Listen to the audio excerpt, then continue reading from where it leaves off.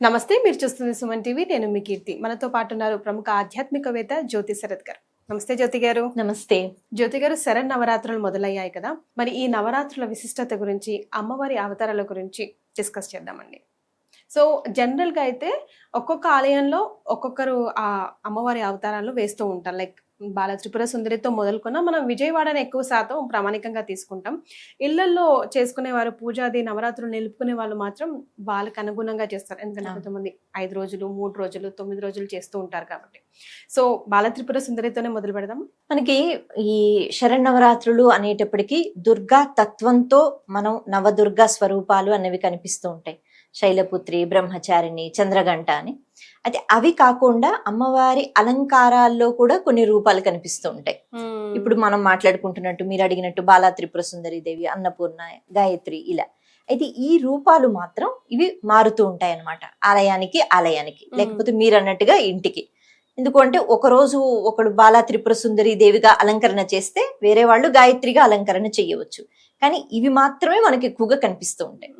అయితే ఇవి మాత్రమే ఎందుకు అంటే, మనం మనుషులుగా ఈ రూపాలలో ముఖ్యంగా అమ్మవారిని ఆరాధించి, ఆ రూపాలలో అమ్మ ఏం నేర్పిస్తోంది, ఆ రూపాలలో మనకి ఎటువంటి అనుగ్రహం వస్తోంది, ఇవి ఎక్కువగా తెలుసుకోవాలి. లేకపోతే అమ్మవారి ఏమిటి, బోళ్ళని నామాలు కదా, బోళ్ళని రూపాలు.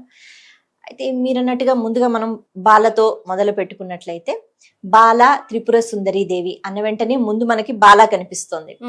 అంటే చిన్నపిల్ల, అంతే కదా.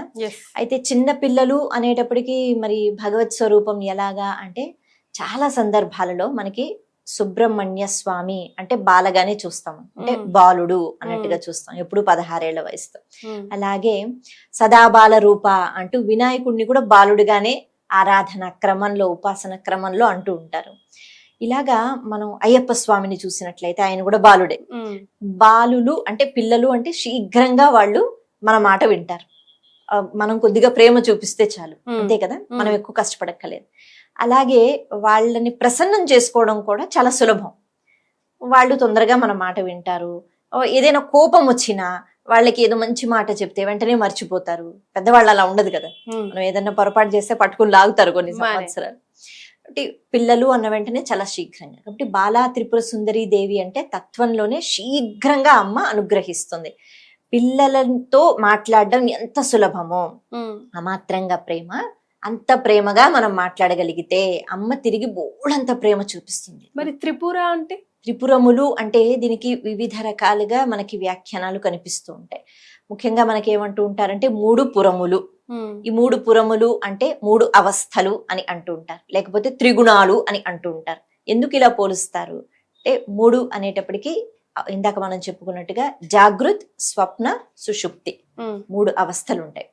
జాగృత్ అంటే మనం లేచిన దగ్గర నుంచి పడుకునేంత వరకు మన మెలకువతో మనం చేస్తున్న పనులు, మాట్లాడుతున్నా, తింటున్నా, బయటకు వెళ్తున్నా, ఏం చేస్తున్నా, ఇవన్నీ జాగృత్లో చేసే పనులు. ఆ తర్వాత పడుకుని పోయిన తర్వాత స్వప్నావస్థ వస్తుంది. అంటే ఇంద్రియాలు మనసులోకి వెళ్ళిపోతాయి. ఇంద్రియాలు పని చెయ్యవు, కానీ పని చేస్తున్నట్టు ఉంటాయి, అంతే కదా. కళలో మనం ఎక్కడికో వెళ్ళిపోతూ ఉంటాం, చేతులు కదుపుతాం, కాళ్లతో నడుస్తూ ఉంటాం, మాట్లాడతాం, ఎవరో వస్తారు పోల్చుకుంటాం, కానీ అవేం నిజం కాదు. మన ఇంద్రియాలు పనిచేస్తే మనసులోకి వెళ్ళిపోయి, కానీ మన చేతులు కాళ్ళు మాత్రం అలాగే ఉంటాయి, మంచం మీద అలాగే పడుకుని ఉంటాం. ఇది స్వప్నావస్థ. సుషుప్తి అనేటప్పటికీ ఈ ఇంద్రియాలు మనసులోకి వెళ్ళిపోయి మనసు ఆత్మలోకి వెళ్ళిపోతుంది. కళలు కూడా రావు, ఆడ నిద్ర. మనకు అనిపిస్తుంది ఇప్పుడే పడుకున్నాను కదా, అప్పుడే అవునండి, అలారం మోగిన వెంటనే అప్పుడే 5 అయిందా 6 అయిందా అనుకుంటాం. అంటే అప్పుడు ఇంకా మనసు కూడా పని చెయ్యదు. అది సుషుప్తి. అంటే ఈ 3 అవస్థలలోనే ప్రతి జీవి యొక్క మనుగడ ఉంటుంది. పశువులకు కూడా ఏం కళ్ళు వస్తాయో మనకి తెలియదు, అవి ఏ అవస్థలో నిద్రపోతాయో, కానీ మనకి మాత్రం ఇంత. కాబట్టి ఈ ప్రతి అవస్థలోనూ వచ్చిన కదలిక ఏదైతే ఉందో అదంతా బాలా త్రిపుర సుందరి దేవి యొక్క అనుగ్రహం. జాగృతిలో మనం ఎన్ని మంచి పనులు చేస్తాం, లేకపోతే ఎన్ని చెడ్డ పనులు చేస్తాం, ఇవన్నీ భగవంతుని పైన ఆరాధపడి ఉండవు, అది మన పైన ఉంటాయి. అంటే మనము జాగృతిలో ఉన్నప్పుడు అమ్మ నీ అనుగ్రహం మాకు ఉండాలి, కాబట్టి మేము జాగృతిలో ఉన్నప్పుడు అన్ని మంచి పనులు చేసేటట్టుగా ఉండాలి అనేటట్టుగా మనం కోరుకోవాలి. అందుకే అమ్మ ఈ 3 అవస్థలను కూడా తిప్పుతూ ఉంటుంది. కదలిక అంటే అమ్మ, కదలిక ఎక్కడ ఉంటుందో, చైతన్యం ఎక్కడ ఉంటుందో అమ్మ అక్కడ ఉంటుంది, ఒక్కొక్క పేరుతో. కాబట్టి ఈ అవస్థలలో ఉన్న కదలికకి బాలా త్రిపుర సుందరి దేవి అంటే త్రిపురములు ఇలా పోలుస్తూ ఉంటారు. అలాగే మనకున్న రజోగుణం, తమో గుణం, సత్వగుణం. ఎక్కువగా సత్వగుణంతోనే ఉంటే మంచిది, అలా ఉండలేం కదా. తమో గుణం ఉంటుంది, రజోగుణం కూడా ఉంటుంది. కాబట్టి ఈ గుణాల ద్వారా మనం ఎక్కువగా సత్వగుణంతో ఉండేటట్టుగా గుణాలని కూడా నువ్వు నియంత్రించు తల్లి, మా చేతుల్లో లేదని శరణాగత భావనతో బాలని అడిగినట్లయితే ఆ బాలా త్రిపుర సుందరి దేవి ఈ 3 పురములు ఏవైతే ఉంటూ ఉంటాయో వివిధ రూపాలలో వాటిని తన అదుపులోకి తీసుకుంటే మన ప్రవర్తన బాగుంటుంది. మరి స్పెషల్ గా కన్య పూజలు చేస్తూ ఉంటారు బాల త్రిపుర సుందరి అలంకరణ రోజు, ఎందుకని? ఇప్పుడు మనం ఒక బాల రూపంలో అని అనుకున్నాం కదా. ఇప్పుడు మనం వినాయకుడు అంటే మనకి సనాతన ధర్మంలో విగ్రహ ఆరాధన ఎందుకు ఉంటుంది అంటే మన మనసు నిమగ్నంగా అలాగా ఉండడానికి, అంతే కదా. మానసికంగా తపస్సులు చేసుకుంటూ ఉండేవారు. వాళ్ళేం ఆలయాల్లో కూర్చునేవారు కాదు, విగ్రహాలు పెట్టుకునేవారు కాదు. కానీ వాళ్ళ ఉపాసన అక్కడ వరకు వెళ్ళిపోయిన తర్వాత కళ్ళు మూసుకుంటే ఆ రూపం కనిపించేది. ఇప్పుడు మనకి ఆ ధ్యానము అదంతా రావాలంటే కష్టం. ఒక మూర్తిని ఈశ్వరుడు అన్న వెంటనే అలా ఊహించుకుంటేనే బహుశా మనకి భక్తి పెరుగుతుంది. అంటే ఉపాసనలో మనం ఇంకా తక్కువ స్థాయిలో ఉన్నాం, మనం మహర్షుల్లా లేము. ఈ బాల అనేటప్పటికీ నిజంగానే ఒక ఆడపిల్లని, అందులో కూడా 2 ఏళ్ల వయసు నుంచి 12 ఏళ్ల వయసులోపు పిల్లల్ని ఒక్కొక్క అంటే 3 ఏళ్ల వయసుకి ఒక పేరు ఉంటుంది, 4 ఏళ్ల వయసున్న పాపను కూర్చోబెడితే ఆ పూజకు ఒక పేరు ఉంటుంది. ఇలా ఆ పిల్లని కూర్చోబెట్టి మరి 1 సంవత్సరం కాదు, ఎందుకంటే అలంకరణ చేసిన ఆభరణాలు వేసిన లాక్కుని పీక్కుని తినేస్తుంటారు కదా, వాళ్ళకి తెలియదు.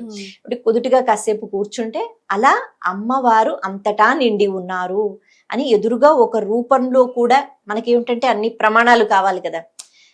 కాబట్టి ఈ పాప ఇప్పుడు అమ్మవారు కనిపిస్తోంది. అమ్మవారు అటు తిరుగుతోంది, ఇటు తిరుగుతోంది, చక్కగా మేము వేసిన బట్టలు వేసుకుంది, నగలు వేసుకుంది, మేము ఇప్పుడు తీపి పదార్థం పెడితే తింటుంది, నీళ్లు తాగుతుంది. అదొక తృప్తి మనకి, అమ్మగా భావిస్తున్నాం కాబట్టి. అలాగే వాయనాలు ఇచ్చినప్పుడు కూడా ఎదుటి వాళ్ళని మనం ఆ శక్తి స్వరూపిణి అనుకుంటాం, అమ్మవారు అనుకుంటాం, అనుకునే ఇస్తాం వాయనం. వాళ్ళు కూడా మనల్ని అమ్మవారు అనుకుంటారు, పుచ్చుకుంటారు. ఆ భావన వేరు.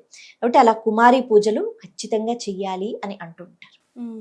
అయితే బాలా త్రిపుర సుందరీ దేవి అంటే ఇంకొక అద్భుతమైన వర్ణన కూడా ఉంది. అదేమిటి అంటే భండాసురుడు అనే రాక్షసుణ్ణి చంపడానికి అమ్మవారు లలితాదేవిగా వచ్చారు.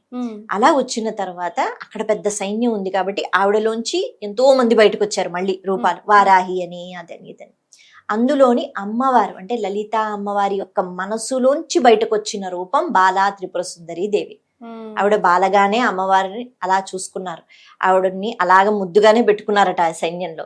కాకపోతే భండాసురుడి యొక్క 30 మంది కుమారులు, వాళ్ళు కూడా రాక్షసులే కదా, వాళ్ళని అంతం చేసి వాళ్ళని మట్టు పెట్టాలి అంటే ఎవరు వెళ్ళాలి అనే ఆలోచన అందరూ చేస్తుంటే సైన్యంలో వాళ్ళు బాల ముందుకు వచ్చిందట, నేను వెళతానని. అందరు అంటారట, నువ్వు వద్దు, ఇంకా చిన్నపిల్లవి కదా, నువ్వు కూర్చుని ఆనందంగా ఉండు. కాదు కాదు, నేను వెళతాను, నాకు అదేదో ఒక లీలగా ఉంది, అంటే ఒక వినోదంగా ఉంది అని ఆటగా ఆ అమ్మ బయలుదేరుతుందట. ఒక ప్రత్యేకమైన వాహనంలో ఈ చిన్నపిల్ల బయలుదేరి ఈ భండాసురుని యొక్క 30 మంది కుమారుల్ని కూడా ఒకే ఒక అస్త్రం వేసి, నారాయణ అస్త్రం వేసి అంతం చేసేసింది. భావన ఏమిటి అంటే ఒక రాక్షసుడు అంటే ఒక చెడ్డ ఆలోచన, మనలో ఉన్న ఒక దుర్గుణం, అందులోంచి బోళ్ళని పుట్టుకొస్తూ ఉంటాయి. ఈర్షా ద్వేషం, వాళ్ళని ఇలా చేయాలి, వీళ్ళని తక్కువ చూడాలి, నేనే గొప్ప అని.